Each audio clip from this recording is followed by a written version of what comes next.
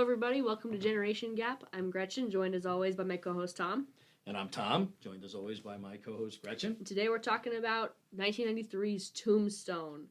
So this is a personal favorite in our house. I don't know about yours. Not necessarily in my house, no. But I don't have any, hard feelings toward it. But not one of our... Not the eternal classic. No. And it's funny because when I think of Westerns that stick with me, Tombstone's not up there. Really? No, I know. And we can go into another one, longer discussion some other time. Mm-hmm. There are some other, even more recent Westerns that I really love, that aren't well known either. That just, you know what it is? They stick with me longer. Okay. Like I saw one recently called The Homesman. Who's even heard of it? I haven't. It's Tommy Lee Jones. I think he directs it also, and it's got Hilary Swank in it. Okay. And just a gritty, sorrowful, tragic story. Okay. I don't know if it's based on any reality or not, but it plays like it's real. Mm-hmm. And it sat with me for like days.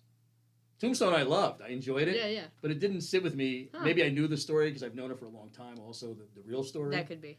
And this other one, and believe it or not, it's even got Meryl Streep has a small part in it. Interesting. And her daughter also has a small part in it. And then I saw another one too. It was a list of the best, most realistic or brutally realistic westerns. Mm-hmm. And another one was called The Proposition. Mm-hmm. I don't know if you've ever heard of that. I It have. had not Christian Bale. It had what's his name, Guy Pearce, Mm-hmm. and it's an Australian western because people forget they also had their own sort of Wild West, and also just gritty. I mean, you could smell the guys. You could see there's flies landing on them as they're speaking. That sounds really compelling. It's very hard to watch, but it's so real. Like you're like, oh my gosh, look at everything in it was realistic. It was a very good. That one also sat with me for a couple of days, and in fact, I had to keep wiping at myself because I thought I had bugs. And landing Tombstone on me. didn't. Tombstone didn't really sit with me Right. for days. I enjoyed it. It's almost like they say about Chinese food. Like an hour later, you're kind of hungry again. Never heard that, but Never okay. heard that? No. Well, maybe I'm wrong. I don't have a lot of Chinese food. I don't either. But I've heard that expression. Anyway, it's just like I enjoyed it as I'm watching it. It's a great popcorn film. And when it's over, I didn't really dwell on it very much. Although I did, for our purpose. Sure. And I did look up some stuff about the real players in the film, Mm-hmm. which I'd kind of known. And again, maybe that's it. I mean, I've grown up with this story. It's not. That's true. It wasn't really anything new to me, So let's talk about it. Tombstone is a Western directed by, at the end of the day, at least, by George P. Cosmatos, who you might know from Rambo First Blood Part 2 and Cobra. Written by Kevin, I think I'm saying his name right, Jar. Mm-hmm. Starring, buckle in, Kurt Russell, Val Kilmer, Sam Elliott, Bill Paxton, Powers Booth, Michael Biehn, Dana Delaney, Charlton Heston, Robert Mitchum, and then with other players and parts by Michael Rooker, Harry Carey Jr., Billy Bob Thornton, Frank Stallone for like a second or two. Which was great, though. He was actually pretty good in it, too. Billy Zane, and I believe Wyatt Earp III. Yeah. The actual relative. Right, yeah. Wyatt Earp sort of ended his life, or his career, not ended his life, sounds like he committed suicide. Yeah. Sort of ended his whole story in Hollywood. Yeah, Yep. so I think some of the earliest Western actors were at his funeral. Right, yeah, exactly, yeah, which is kind of neat. Yeah, like Tom Mix. So Did you mention Jason Priestley? I did not. Yeah, he's also a small part in there, too. That's right. Good part. Well, if we were to mention everybody, like, that's a solid... It's amazing. Everyone who's in it, cast. you're like, wait, that guy looks so familiar. I've seen that guy, yeah. Yeah. So, Tombstone is not the first and not the last, but maybe one of the best well-known at this stage in the game versions or adaptations of the story of the gunfight at the OK Corral, an event that actually took place in the late 1800s and a heavily dramatized event. And the story's been told here in the other Western of that time, Wyatt Earp, Right. which was in competition with this film. Right. It's also been done in the 50s in the gunfight at the OK Corral, various other movies. It's been adapted on Star Trek. It's been adapted on Doctor Who. This has been this is the big one. Again, yeah, that's why maybe I'm not as I'm so familiar with the story. It's been done It's kind of and just washes redone, off you again. and even on TV shows, they've had stories of Doc Holliday and Wyatt Earp himself, and you probably know the whole cast and crew, from the real OK Corral. Yeah, although I will say I've talked to a couple people my own age about it, and a lot of them don't know the story. Oh, really? Yeah, the names aren't familiar. Isn't that funny? Yeah, I guess that's the generation gap. I mean, I grew up years obviously after that. I think it took place in 1881. I'm not sure. Something like that. Something like that. And obviously, I grew up way after that too. But it was still common parlance. Everyone seemed to know about it. Mm-hmm. You know, but now maybe not so much. I think the biggest thing about this movie that sets it apart, we're not going to go a ton into the story because odds are you kind of know it. Yeah. The Earp family are the law in the town of Law in quotes. Yeah. In the lawless West. And they're called again. Basically, they go to war against the Cowboys, Right. the Clanton family and their associates. There's a gunfight. And that's where most stories end when they adapt this. Right. The interesting thing about Tombstone is they take you to the next couple of weeks. Kurt Russell plays Wyatt Earp, and he's got the bulk of the screen time. He's got the bulk of the acting. And from various accounts, Kurt Russell also had a big hand behind the scenes to keep the show running. Right. Yep. The Wyatt Earp arrives to the town of Tombstone, Arizona, to settle down, strike it rich with his brothers. So it's Virgil, played by Sam Elliott, and Morgan, played by Bill Paxton. And then when they find out that the outlaws called the Cowboys are in the area, they eventually run afoul with each other and end up going to war. Right. In the ensuing conflict, and you've never heard this before, but Bill Paxton's character is killed. And Virgil, Sam Elliott's character, is wounded, and then after they were in real life. Yeah. After the climactic fight, Earp and Doc Holliday, played by Val Kilmer, in probably his best or at least most famous role, start massacring the rest of the outlaws in the area. Did in real life. Yeah. That's a pretty straightforward movie. Yeah. It bothers me that parts of this are as confused as they are because of how straightforward that is. Yeah. It is very straightforward. You're right, but you mentioned that it's not. The pacing's odd. Yeah. What was your first experience with this movie? Probably the year it came out. It came out the same year as, like you said, Kevin Costner's Wyatt Earp film. And it's weird. I just chose to watch this one, Tombstone, and not the Wyatt Earp one that year. I don't know if I felt like I had enough with Tombstone, or I thought that seemed like better quality, more, I don't know. I don't really know why. Okay. But I saw it when it came out, and I enjoyed it. And that was kind of it, as far as my experience with it. Really? Yeah. But I got to say, I'm a big fan of the Old West. I have lots of books on the Old West, the Time Life magazine series. So I'm very familiar with a lot of it. So it didn't really spur me into like researching more about it, because a lot of it I had known or I had read about. So it's almost like great to see it in a film version. You know, aside from the Burt Lancaster, Kirk Douglas version. My cousins got me into this. This is a couple years ago now. Couple years. My cousins brought us over to the house one time to watch it, and at this point, I think my one cousin had seen this movie 4 or 5 times within the span of a year. Wow. Like, she watched this a lot. She? Yeah. That's funny. She was a mounted shooting competitor. Oh, so wow. she, her all summer long. Sort of personal stake in this. She shoots guns off of horses. Yeah, so she's. Oh wow. Yeah, and then her older brother, one of my other cousins, also did, and he was so into it that he dressed as Doc Holliday for at least the Halloween match that year, if not the other matches. That's crazy. He learned Michael Bihn's gun spinning trick from this movie, or at least tried. Yeah. And my grandmother sewed him a red cowboy sash. Wow. Like, when I say that they lived and breathed this movie, I mean it. But he was on the bad guy's side. That's correct. With the red sash. Yeah. Yeah, that's funny. He was just into it. The whole thing. Well, villains are always more colorful anyway. Yeah. And Michael Biehn was great in this. Yes. Great character.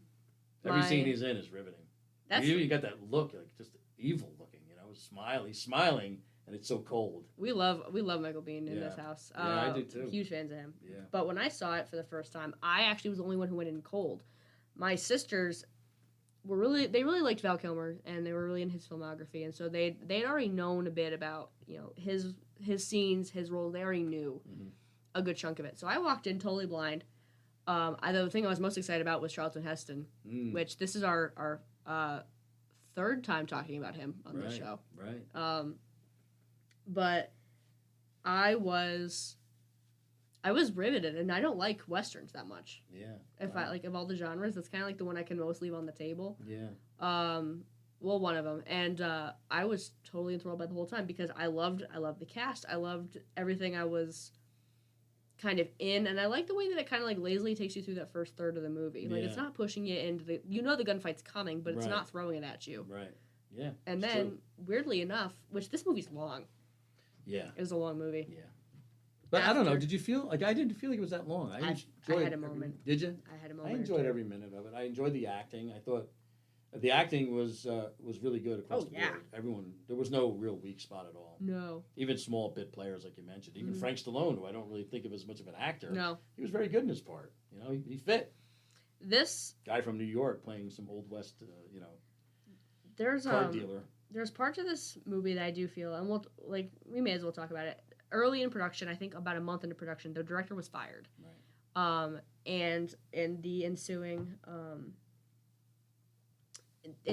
mess, really, they ended up with George Cosmatos taking the wheel, and based on things I've heard that Michael Biehn has said and things that Val Kilmer has said, Kurt Russell did a lot. Much later. Yeah, he did acknowledge it recently, in fact. He didn't actually I don't think he ever sat in the chair and directed. No, he didn't take credit, didn't ask for credit. But he kept the show running. Belatedly acknowledged that yes, I did sort of take the reins. Mm-hmm. And he's honest, so you can blame some of the weird pacing and some. Yeah, and I don't know if that led to that. Maybe some of the continuity or the pacing, like you mentioned, maybe. Because I think the first 2/3 of this movie are rock solid. Yeah. I think that it's great. I think it's taking its time and it's smart. And then there's a moment at the third mark, right after Morgan dies. Yeah. Where I'm like, okay, I don't. Which is where a lot of other films don't go. That's true. Maybe that was also, Yeah, they're now we're in uncharted territory. Yeah. The movie kind of does this weird thing where they'll have several action scenes and then montage style and then a slow scene and then they'll do it again. Yeah. And then there's great stuff in that back third. Right. You've got the Johnny Ringo versus Doc Holliday standoff. That's great. That's cinema. Yep. That's and we don't know if that actually happened, so that's almost made up. Pure fiction. Yeah, right? almost. But that's one of I've asked a couple people. That's the scene they remember from this movie. Yeah. Which is weird. It's almost because it's one of those. It's almost like Apollo and Rocky. It's almost like it's all building to that. Even though that's not the premise, the real build-up is the climax. Essentially, is the gunfight at the OK Corral. But I think people really wanted to see what was going to happen between Doc Holliday and Johnny Ringo. Val Kilmer and Michael Biehn, respectively, because they were just such good actors and they were taunting each other through the whole film. And something had to boil over. It's tightened performances from both of them. Yeah, it really is. They're both doing so much. And Michael Biehn is so psychotic, and Val Kilmer drives him crazy because he's so laconic. He's just laid back. One of my favorite scenes, which I'm sure we'll talk about, is when Michael Biehn, like you mentioned, does all those gun tricks, which are great. He does it great. And so And then Val Kilmer's watching it, almost bored, and then he takes his drinking cup, a metal cup, a tin cup, and he starts doing all the same moves that he's doing with his gun. He's doing it with the cup, and everyone laughs, and you can see it deflates him. Yeah, it deflates him, but also you can see it's really eating at him. I'm going to kill this guy. There's a lot in this too that's they do take liberties with that scene. Yeah. There's also a lot of historical accuracy. They really went out of their way to try to include. They really did. I'm shocked. Some of the stuff I looked up, some of the stuff even I'm your Huckleberry. He said that. Which is a funny line. He said that. Apparently he really did. And what was the other line too? When he says, "You're a daisy." Yep, you're a daisy. I love that. And apparently he really said that too. In fact, I'll tell you exactly because I looked it up. The line, "You're a daisy if you do," was inspired by accounts of the real gunfight at the OK Corral. And according to contemporary reports, Frank McLaury shouted, "I've got you now, Doc." Mm-hmm. And Holliday replied, "Well, then blaze away. You're a daisy if you have." Mm-hmm. Which I think, you imagine being so calm. You're a daisy if you have. Yeah, if you've really got me. He was crazy. Yeah. But that's also interesting, too. And we'll talk about it, actually, right? We'll talk about it now. Let's go for it. Yeah. Val Kilmer is of all the things that people talk about in this movie, everybody talks about Val Kilmer. He's the heart of the film. He is incredible here. And he's playing really Doc Holliday as a man who knows that he's dying. Yeah. And is acting like he's already there. Yeah, he's already, and he's actually kind of living beyond his years now. Mm-hmm. Every day is a gift. So he lives it very recklessly. And in real life, he did. Yeah. Val Kilmer, not a lot of it's physical. He looks terrible. He does. And Doc Holliday was in real life dying of tuberculosis. Right. Which was known as consumption at the time. Yes. Yeah. And so throughout the film, throughout shooting, Val Kilmer put himself on a diet of, I think, tomatoes and onions, and really, he make his skin look that pale. Yeah. And You and I talked about this briefly before we started recording. Yeah. But it's so funny. Like, why don't he just act it? Like, he really put himself through. You gotta admire the man's commitment. You do. I know. Yeah. It's like, oh my gosh. Like. And of course, like now we're recording this obviously after his passing. Yeah, So yeah. that's rest in peace. But he did. This is the movie that people came back to and pointed to, like both like while he was living and after, and said this is the best work he ever did. Yeah. Yeah. And I can't argue. Even down to his voice. Like, Yeah, you notice his that voice accent. his accent's different. His walk, Mm-hmm. because he looked up how people with TB or tuberculosis or consumption at the time, how they walked. Even they walked differently. Because everything was hurt. So he really, and I noticed that. I read that before I watched it this time, and I was watching how he walks, even as they're having the famous gunfight. You look at him walking. He's moving. He's moving very slowly, like he's in pain, which I thought, that's a real commitment. And there's his death scene at the end too. We talked about that a little bit. Yeah. Val Kilmer was laying in a bed of ice. Yeah. For that to film that. Yeah. They got his last words. Yeah. As reported, correct? Yeah, which were was either like this is funny or it's funny. Yeah. Or just funny. Yeah. Because a lot of people don't get that, but it's a reference. He's looking at his shoeless feet or bootless feet, and it was kind of a code in the Old West to die with your boots on. So if that went over anyone's head, that's why he says it. He's looking at his bootless feet, saying, "Oh, this is funny." Yeah. Yeah. I'm dying with my boots off.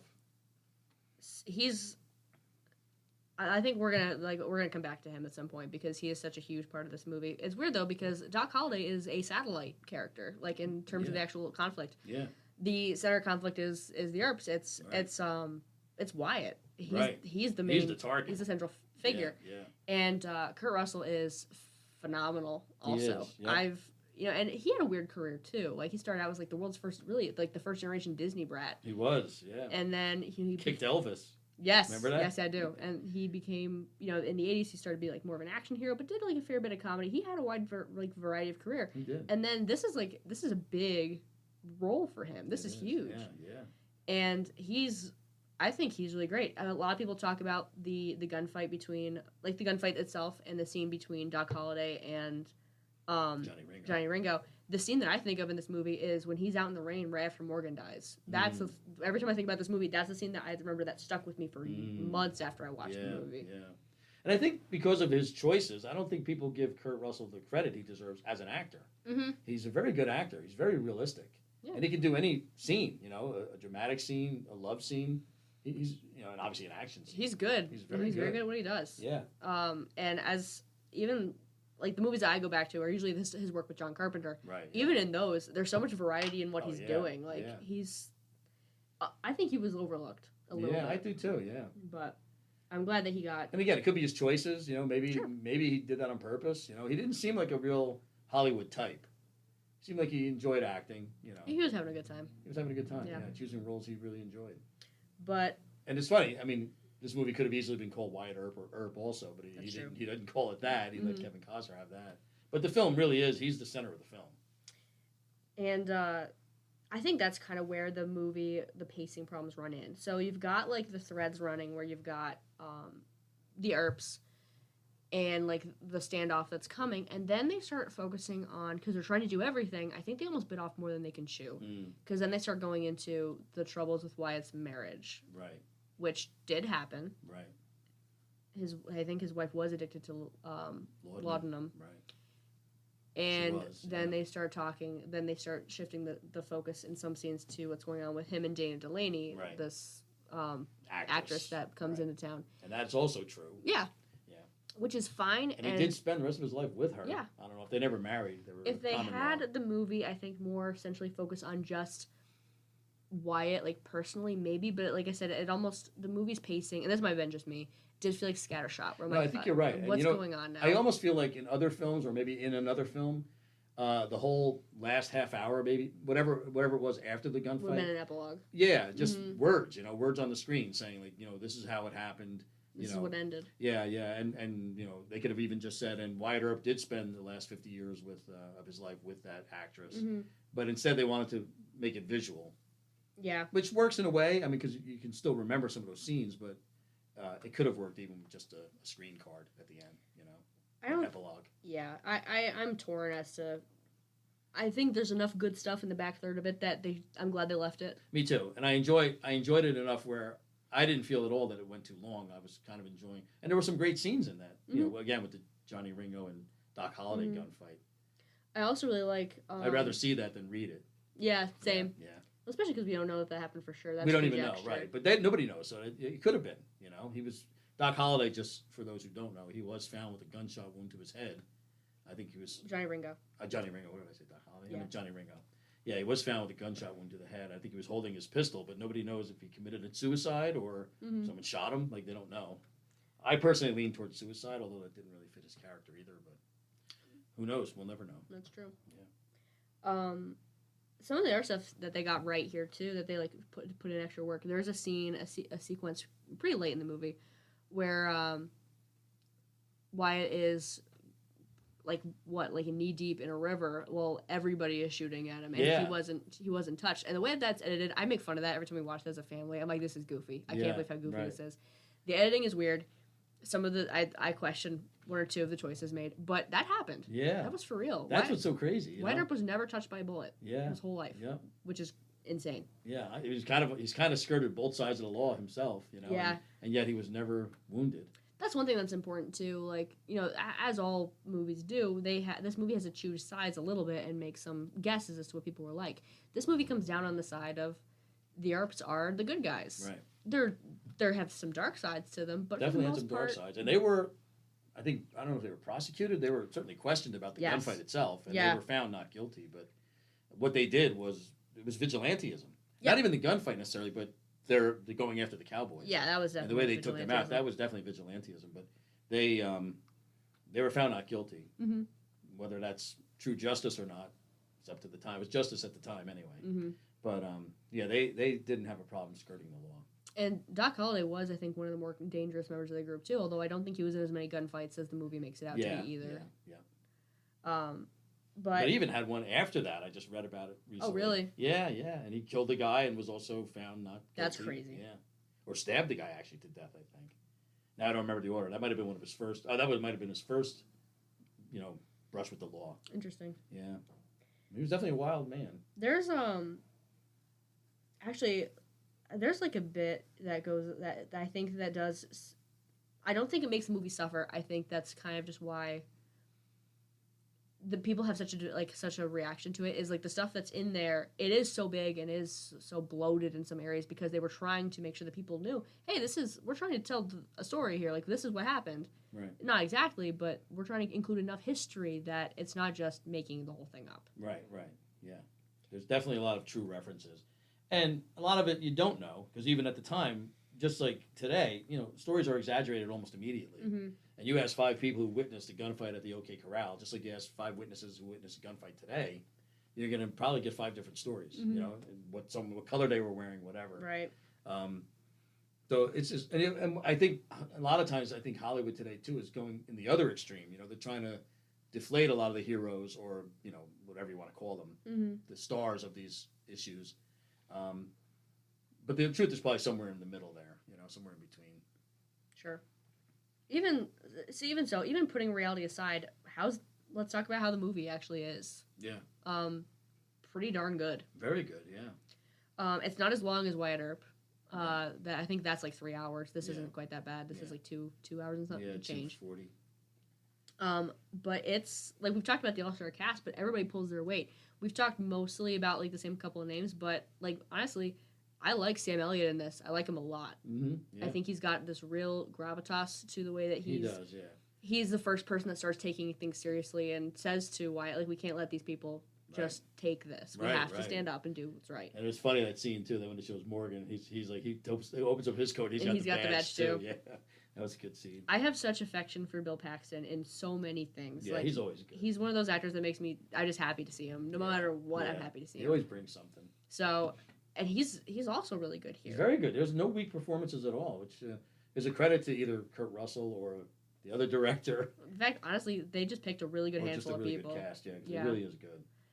Michael Biehn, who we've talked about a little bit, most of his most famous work is Aliens, and The Terminator. Right. He did that. He did these, and then he did The Abyss. Right. And he's done stuff since then, but he's always one of those guys I wish had been in more like mainstream stuff. Yeah. Because he's great. He's great as a hero. He's great as a villain. Yeah. And he's got such like a mean edge. Curly Bill, as played by Powers Booth, is almost like the laughing hyena in that crew. Where it's like he's so over the top, loud and evil. He is. That it's nice to kind of have like that contrast. That there's also like they are really dangerous people. They are, yeah, and you're right, and that's a perfect way of putting it too. And Powers Booth, also, he almost seems like the kind of guy who'd be laughing in the middle of a gunfight, Mm-hmm. you know, which he kind of does. Yeah. But Michael Biehn, it just seems like a snake, doesn't he? Like just a snake that's coiled and ready to strike. He's so good though. And Even in so well. that first scene, they set the tone immediately when the cowboys drag out and they shoot up a wedding, which is crazy. Right. And then the Spanish wedding. Yeah, and Johnny Ringo's the only one who wedding. translates the is it Latin that he translates? Yeah. Into it's a book of Revelation. Right. Which they reference later when Wyatt Earp ends up proclaiming war on the rest of the Clantons. Right. I like that too, always, because when you see these villains, you think that they're just, stupid villains, and a lot of times they speak Latin, they'll quote the Bible. They're obviously read. Yeah. I don't know if that's true necessarily of Johnny Ringo, but it could be true because a lot of people went to school. It gave him a little bit of depth. Learn a lot of stuff. Yeah. And it also kind of sets him up as a foil to Holiday, who's also a learned man. Right. He does the, he's knows how to play the piano, and he's a dentist. Right. He went to school they're not sure exactly where, Philadelphia. But either way, he went to a very good medical school. Knew what he was doing. Yeah, he was a real doctor.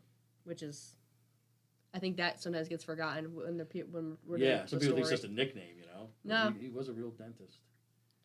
I let him do my teeth. And in fact, it's funny because if you can even see it online when he moved to Tombstone, he did open up he put out an ad in the paper, and he even said that if you're not satisfied with your with the work being done, money will be refunded. Interesting. Yeah. Kind of a fair businessman. Yeah. Do you know who did the score? You know what? I did look at it, and I don't remember now. I don't think I wrote it down either. But it was good. Very good. That Tombstone March is like the theme that plays again over the credits. That's some pretty good stuff. It is. It's so funny. It fits so well that I'm barely aware of it, but it does build. Bruce Broughton. Yeah. And he was mostly a Disney guy, looks like. Wow. He did a lot of Disney. Go figure. Yeah. But he did Silverado. Oh, yeah. He did the Monster Squad. He did Moonwalker. Wow. Yeah, so he did have a decent amount of stuff. His filmography, check that out. He feels like he's done a bit. And the cinematography was also really well done by William Fraker. There's some really good shots of just Arizona. Yeah. Which they shot largely It's beautifully shot. Yeah. And they did shoot, they tried to get, not Tombstone, but, location in Arizona. Yeah. The temperature at one point, I think Val Kilmer said at one point it was 135 degrees. That's what I read, too, yeah. And so they were... And the not a happy period shoot. clothing. They were in so much heavy wool. stuff. Did you read that yes, also? I did. Yeah, so it had to be... But that was what they wore in real life at that time, too. A lot of wool clothes, which had to be really uncomfortable. And they wanted to make it as realistic as possible, which I always give credit for, using period costumes. Yeah. They were, they really did even try. The guns, even right down to the guns. I will say that about this. That's one of the, it's one of those movies where you can tell it's not a storefront. There's a building behind there. Yeah. You actually know, this looks like a place. Yeah. There's a good commitment to people, how they looked. Even, we joke every time as a family, rate which mustache you think is the best in this movie. Because everybody's got these huge mustaches. Yep. Besides Sam Elliott's, which is always but he always has. iconic. Yeah, he didn't have to do anything for this film. Yeah. But Kurt Russell's is big. That's and a I big think mustache. most of them were really grown mustaches. Yeah. I think one or two were I did read one or two that I forget who the guy was too. But his was just a prop. Mm-hmm. This movie also is interesting in that this is one of those films that's made vernacular wise. We quote this movie a lot. Yeah. And if you were to guess what lines get quoted in my house, what do you think is top of the list? Not I'm your Huckleberry? No, No. it's it's when they're leaving town. I think when they're burying Morgan, and Wild Bill goes or Curly Bill goes, well, bye. Oh yeah. We yeah. do that so much Oh, that's in funny. our house. That's good. Yeah, you're right. Yeah, I know because they're even thinking. He even looks at him like, "Do you want to say sorry?" Like Yeah. he almost expects some sort of words. There's Like, some sort of like closure. but he there. just says like, "Well, bye." Yeah. Like, oh my god. That one. I can't believe he didn't draw his gun right then and shoot him. It just seems so snarky. That's doesn't it? oh yeah. That's but the dialogue And with in Johnny this, Ringo there too, just like smirking, you know. the dialogue in this is great. Like the script is tight, and like Yeah. a lot of the most iconic lines were actually things that people said. We talked about Which I'm is your crazy. Huckleberry, Yeah. things like that. Yeah. But there is a way that they deliver it where like some movies like you watch and it's almost like there's like a wink at the eye. It's like people are gonna be saying this. Right. This movie doesn't do that. No. They're pretty mature about it, and Yeah. they're pretty much like just let the lines be iconic and let them be great, and then Yeah. people quote them. People did. Yeah. I know somebody who has "I'm Your Huckleberry" as a ringtone on their Wow. phone. I think Val Kilmer wrote a book and it was titled He I'm did. Your Huckleberry. He yeah. did. Yeah. I'm not sure. I think my youngest sister read it. I could be Oh wrong. really? Yeah. Yeah. It's a great line, and again, it's an original line. You Yeah, know? which It's is not crazy. something. It's not something Hollywood fiction. I do think too, like this. So Tombstone comes in the back, like early in like the middle of a revival of the Western in Hollywood Yeah. as well. So like I mentioned Silverado earlier Right. as like part of the score. Silverado, I think, was kind of like the start of like what kicked off the revival of the Western, Yeah. but it was different. Right. In like the 50s, 60s, the Western had gone the way of the dinosaur by the time Butch Cassidy came around. I Right. think that was like its final. Blazing Saddles, I think, was the nail in the coffin. Right. That was the end. Yeah. The Westerns didn't do well No. for a long time. I think Silverado started this new trend where it was more of a realistic or a less idealized version of the Western. You had Silverado, you had Young Guns, and then this stuff started coming out. Unforgiven, I think, is like the Right. best example Right. of it. Clint Yeah. Eastwood went back to his roots. And I love that film for the fact that it kind of dispelled a lot of those myths that you Mhm. see even in this one. Like you're wondering, how are these people all shooting each other and not killing each other? Yeah. But in real life, it's not that easy to kill a man. And, Clint Eastwood's character Mhm. had no problem with that. And he mentioned that. He Mhm. says that, you could walk down the street and people could be blazing away at you and they're going to miss because they're going to pull their shots. They get nervous. And not only that, too, like guns are different now than they were back then, too, Right. and that does Right. change things. Yeah. And then I think was The Quick and the Dead, was that in that same category? Am I thinking the right movie? Yeah. Yeah. With, that's Sharon Stone. Yes. And Gene Hackman, right? yeah, Leonardo DiCaprio. Mhm. Yeah. That was also pretty good. So Yeah. this is in the middle of a slew of films that are trying to rebrand the Western film in modern Hollywood and make it Put a new twist on it, or just make it more gritty, more realistic. make it a blockbuster. Yeah. Like this was a successful film. Right. And a lot of these It's movies always Unforgiven. You're right. Yeah, a lot of these movies did something really interesting where they don't. It's not the way it was. It's not a John Wayne movie, and you Right. can't even confuse it with a John Wayne movie. No. There's enough ambiguity and enough shades of gray in everybody that you have to stop and think like, how good are these people? Even Right. even the And good how guys. bad are these people? Mm-hmm. I mean, some are pretty bad, but even like Gene Hackman's last line as Little Bill, like I was going to build a house. Mm-hmm. Like whatever. They Let's put a humanize. roof on my house. You Yeah. know? They were a people. They had their own little plans. And I really don't know where that genre went. Like that resurgence in the '90s, I don't know where that went after that. I No. don't really think they've I done know, much and it did since well. then. Won Best Picture, the Unforgiven won Best Picture. Yeah. So Something clearly there happened. was a market for that. I think too, like American history, we were in love with the Old West because there's a lot of possibility there. There's a Right. ton of stuff you could do. A lot of the stories that happened were people like honestly, you even yourself have said that there are a lot of those stories that really caught your imagination as a kid. Oh, People yeah. want to believe in those outlaws. Yeah.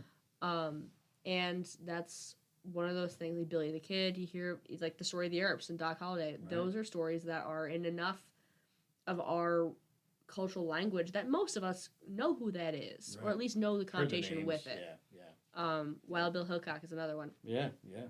So now we're kind of like steering away from that. I wonder if like the genre's been exhausted. I don't know. I mean, I guess certain stories may have been. There's Mhm. always more, like I say, because I just again to mention the Homesman. and I have no not monetary. paying you. I'm not making any money at that. But it's a very good film, and it's also a Western. So there are still stories there, because I'd never heard that story. Mm-hmm. And it's basically about a woman. It touches on mental illness in the Old Mm-hmm. West, which I've never seen done before. That's interesting. You know, if women suffered from mental illness, and it was typically the women who were diagnosed that way, you know, just from losing your children. Like, you know, the odds of your child surviving were very slim back in those days. One disease will wipe out all your family. So women did lose their minds. And what do you do with those women? So that story in particular was about how someone has to try to take them back east, basically to a sanitarium. Interesting. Because they're dangerous not just to themselves, but to others. So I thought, yeah, there's still a lot to mine out of the Old West. It really is. You just have to be a little more... Imaginative? Yeah, imaginative. Like I said, that's a great story. The one that's in Australia, but it could have been set in our Old West, you know, where a guy's brother has become a complete psycho. Tell me this doesn't sound like our Old West here in the U.S. And so now the sheriff bribes the other brother to go kill his brother, the one who's a psycho, or he's going to kill his younger brother. Oh, yikes. I mean, that's the compromise. That's what he has to do. You know, that could have been written, you know. Anywhere. Yeah. I do think that we're at the point now, and I know that like my affection for this movie is deeper than yours. I think that Tombstone might be the definitive. Like, it's time to leave the OK Corral alone for a while. Yeah. Unless we got another angle. Yeah, and I don't know. I mean, I don't know what else you could do with that. I love the Johnny Ringo character. I've never seen a film on him. Mm-hmm. I might even watch that, but that would have to be heavily fictionalized because they don't really know all that much about him. Right. Mm-hmm. And the climax would obviously have to be how he dies, and we don't know. We don't know, so that would be tricky. This movie didn't really get any kind of like recognition or awards either, which is interesting for this many big names and this much at production. Yeah. You would think there would be like some kind of... And you can't say that Hollywood doesn't honor Westerns because shortly... They do. Yeah, because obviously Unforgiven won Best Picture. Mm-hmm. So yeah, I don't really know why. I mean, it was a big year. I don't know. 93. Yeah, it was a good film all the way around. Solid performances. Like you said, the music. Well, I don't know about the best director. Who would that go to? Kurt Russell? It wasn't even like a huge major like hit the box office. Like it wasn't a smash. It did. It made its money back. It was respectable. It just didn't really get big until a little bit later.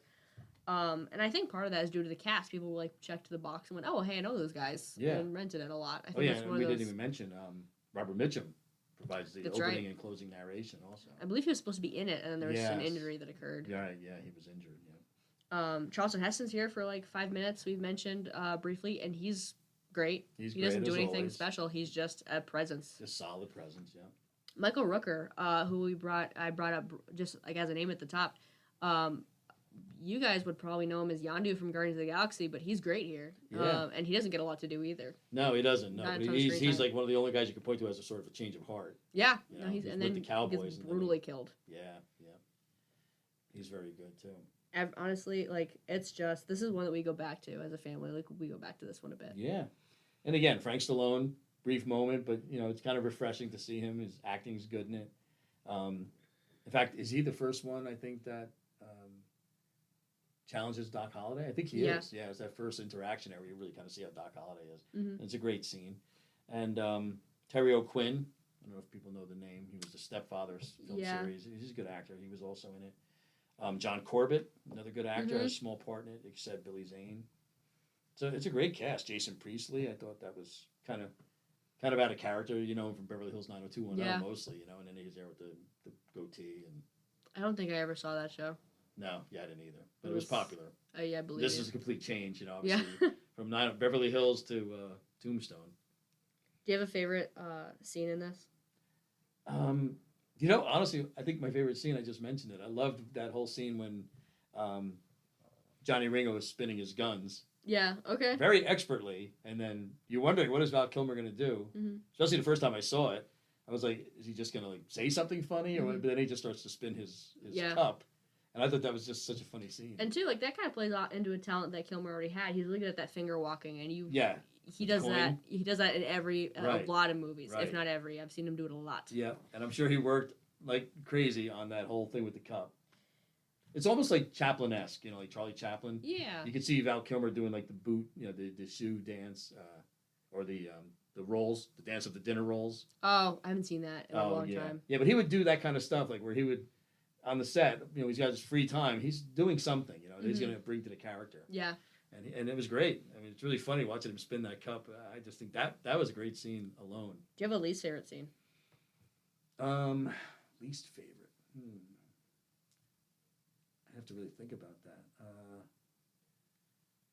Not off the top of my head. I mean, I think it dragged a little bit with Dana Delaney. The whole, even the shots. I mean, it was kind of necessary to the film, but you could have sped those up. Even with Billy Zane as her agent or manager or whatever, really, I could have kind of done without that, honestly. Her, and then I'm gonna sound I'm gonna sound like a bad guy here. Doc Holliday's last scene is great. Kilmer's great. Russell's great. It's all good. Weird place to put the thing about the cousin. Yeah, and I don't even remember that. I don't know how I didn't catch that. I would have been looking something up at the time. The movie, when I first saw it with my cousins, I stopped everything for a minute. I was like, I'm sorry. Yeah. What? You can tell him. What I don't know a if people weird remember place that. to put it. He's talking about being he was in love with his cousin when they were cousin, kids, and I was like, what's happening in this movie right now? And then he goes on with the rest of his death. Yeah, and there's no historical basis for that, so I don't know why they. That's the end of that. I don't know if there is or not. I should look that up. Yeah. I feel like there has to be. There must be. Why would they have just thrown that? Yeah, that's such a weird thing to put in a death scene. It is. Yeah. So I feel like there must be some basis in it. I've read his biography and I've seen videos on his life. Yeah. No one brings it up. I didn't hear anything about that. I know. I thought about it. It was a time. Anyway. Yeah, and again, so why would they have thrown that in there? But in terms of an actual scene, I'm not gonna lie, and I don't think we should have removed it. I just think it should have been done better. The scene when Wyatt goes across the river and he's the only one that goes out there before everyone else follows. Just because just the editing and the pacing of that is just so weird. Because it plays as unrealistic, even if it was real. Yeah. Yeah, I know what you mean. I'm like, maybe they should have done it different. Or explained it like they did in Unforgiven. Like, how are people not hitting him? I don't even think an explanation is great. My complaint is not that Wyatt doesn't get hit. My complaint is that it's just weirdly done. I'm like, got hit sooner. I don't know what's going on here. Yeah. How about a favorite performance? Or are you gonna say Val Kilmer? Well, yeah, it's really kind of hard not to, isn't it? I wanted to throw you for a loop and say someone else, but I like Michael Biehn also. I love him too. Yeah, so if you had to choose a quote unquote good guy and a bad guy, I would say obviously Doc Holliday was the sort of good guy, and Michael Biehn has to be the bad guy. I've mentioned once or twice before. I love Bill Paxton in this. Oh, yeah. He's got such a I want to do the right thing, little earnest. Big Brother type. Yeah, he does. He's earnest is such a good word. He's got this constantly, he's trying so hard all the time. He doesn't want to disappoint his brothers. I love him so much. And he looks so torn even when he shows him his badge. Yes. Because he's making the one brother happy, but he's disappointing the other brother. Because Wyatt really didn't want to get involved. No. This is not our fight. I want to retire, essentially. I like watching the three of them interact because, I come from a three sibling family, and there's such a, an oldest sibling, born 10 years, and then the next one comes to the way that Sam Elliott plays Virgil. Right. I can't pick a favorite performance in this movie. That's how bad it is. He's great. He's got, and the way that he interacts with Wyatt, who is operating selfishly, but clearly still loves the people around him and is trying to do what's best for them. They really come across as brothers in the film. They do. You really buy it. Yeah, you feel it. Very good, like you said. There's not a bad performance in the film. So for me, the scene that always sticks to me is, and I mentioned it, is the scene where right after when Morgan dies, because earlier in the film they were talking. Morgan mentioned about asking what people see before they die. I heard you see this great white light. Yeah. And it breaks my heart every time. I don't think I cried, but I got close when he's laying there holding Wyatt's hand. And there's so much blood on the table, and Wyatt's covered in it, and he's like, I can't see a thing. Yeah. That's very sad. Bill Paxton's one of those guys. I joke about it whenever I see his name in a movie. I'm like, I'm like, $10 says he's not making it to the end credits. Yeah. But sometimes you end up doing a lot of death scenes because you're good at them, and he was good at it. He was. He gives that scene a lot of tragedy. And Wyatt's standing there losing a family member. Yeah. It's and again, Wyatt, Kurt Russell's acting in that scene too is great. That's what I always think of when I think about this movie. That's the scene. Yeah. Mm-hmm. And other stuff is great too. Picking a favorite scene is that's not my favorite. That's just the one that I always think about. Where I'm like, man, that is the scene in the movie. Yeah. I think the women are also really good. Yeah. You know, like the woman who plays Big Nose Kate. Yeah. Almost a thankless part, but she's also very good. That's Joanne Pacula. Who's the other one? Oh, and then, Joanna Pacula is the one who plays his wife, his actual wife. And her acting was also very good. Maddie, is that her name? Am I right? Or, no, Dana Wheeler Nicholson plays his current wife. Yeah. And she's the one who's addicted, which apparently she was in real life, too. But even her acting, it's sort of a thankless part, but she does it very well. And even when he's got to go out with the boys kind of, too, and she's asking him to come back. And she kind of needs him there, because if she doesn't, that's why she keeps turning to the drugs. Right. Which I'm sure was true in a lot of ways in the Old West, Because what else were they going to do? It wasn't much. There was no television, nothing else to watch, nothing to do. So I thought the acting for all those roles were pretty good, pretty standard. That's like, and like we've said it, that's one of those things that's going to be, it gets rewatched in our house a bit. It's going to be rewatched. It's like we're going to keep coming back to this. It's a pretty solid. Yeah. It's a pretty solid movie. And I think it holds up, especially being a period piece. Like, now we're looking at, 30 years later? Yeah. Almost. And it's pretty seamless. 30, is it? 90, 50, isn't it?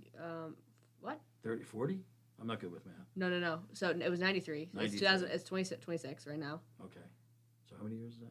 Not 40. Okay. Is it 30? Is it 30? It's closer to 30 because Top Gun's turning 40 this year. Well, I'm glad because it makes me feel less old. Yeah, that was a scary minute for a That second. was scary. And it's funny because I wrote this down because it was interesting that the gunfight itself wasn't really well known to the public until 1931. Really? Yeah, when there was a book written about it specifically.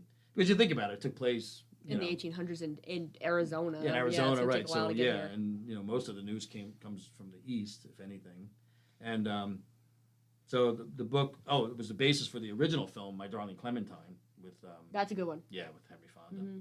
That was 1946, so it wasn't really as well known until much later. Certainly not at the time, anyway. And we didn't mention too, Willem Dafoe was supposed to play Doc Holliday, but he was considered too controversial. Oh, that's right. And he might have been good, but I don't think he would have been as good as. I love Willem Dafoe. Yeah. So. He's another good actor, so I'm not sure how it would have been with him. Probably would have been okay. Willem Dafoe kind of has like the Nicolas Cage thing, where like he's always just a little insane. Yeah. Like maybe it wouldn't have been. But that might have fit too. I don't know. I don't know. But I'm glad they didn't go with him, and I'm glad that we had Val Kilmer for that. Yeah, agreed. Yeah, that's the one thing I will say in closing is, thank God for Val Kilmer in this movie. He's the Huckleberry. Rest in peace. Yeah. Yep. He was indeed. He was our Huckleberry for that film, for sure. Thank you guys so much for listening and tuning in. By all means, like if you guys have suggestions for what we want to do next, we'd love to hear them. We're going into Oscar season right now, so we're thinking about maybe batting around some ideas about that. We've got some stuff potentially on the books, but we're always the best picture winners. I think that'd be fun. Our favorites. Yeah. I had another idea too, which I'm throwing out there if you guys are interested. It was because as we mentioned, Tombstone came out and then Wyatt Earp came out. Mm-hmm. So and there have been a lot of very similar moments, which I think could be interesting. Like which you preferred, because you had A Bug's Life and Ants also came out very close. Disturbing Behavior and The Faculty. There's been a lot of similar movies released. For some reason, people suddenly get this itch. Like, why suddenly Wyatt Earp and Tombstone in the same year? That is weird. Why all of a sudden? So there's been a lot of films, and we can reference them at a later date. And if you guys have something in particular you want to hear, and we'll say which one we liked better, which one we thought did a better job with the same sort of source material. I think that could be interesting. Definitely. Yeah. If you guys, want to keep listening, go ahead and subscribe, follow along for the next one. We'll be back in a couple of weeks with the next episode. You guys take care and have a good rest of your day.